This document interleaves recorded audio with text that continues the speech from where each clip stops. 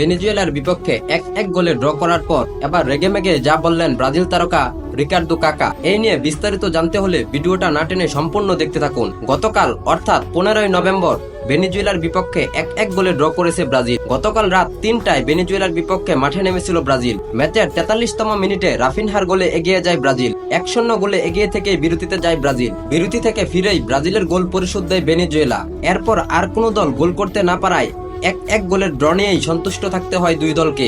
আর এতেই চটেছেন ব্রাজিলের সাবেক ফুটবলার রিকার্দো কাকা। তিনি বলেন, ব্রাজিলের খেলা দেখলাম, ফলাফল দেখেই বোঝা যাচ্ছে খেলার কি অবস্থা। ভেনেজুয়েলার মতো র্যাঙ্কিং এ পিছিয়ে থাকা দলের সাথে ব্রাজিলের যদি পয়েন্ট হারাতে হয় তাহলে বড় দলের সাথে আমরা কি করব?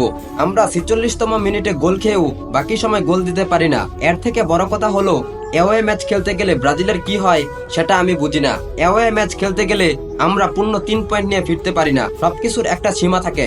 দরিবাল সব সীমা অতিক্রম করেছে, তার ইচ্ছা মতো দল সাজিয়েছে। আর সেই দল থেকে যদি পূর্ণ 3 পয়েন্ট অর্জন করতে না পারে তবে সেই সব খেলোয়াড়দের দলে রেখে লাভ নেই। সব থেকে বড় কথা হলো কোচের গেম অ্যাওয়ারনেসটাই ছিল না। আমার মনে হয় দরিবালকে নিয়ে নতুন করে ভাবা উচিত। আমার মনে হয় দরিবালের সাথে আর না এগিয়ে পেপ গার্দিওলার সাথে একটা চুক্তিতে বসা উচিত। সুপ্রিয় দর্শক, ব্রাজিলের সাবেক তারকা খেলোয়াড় রিকার্দো কাকা চাচ্ছেন দরিবাল আর ব্রাজিলের কোচ না থাকুক। আপনারাও কি তেমনটাই চাচ্ছেন? কমেন্ট করে আপনার মতামত আমাদেরকে জানাতে পারেন।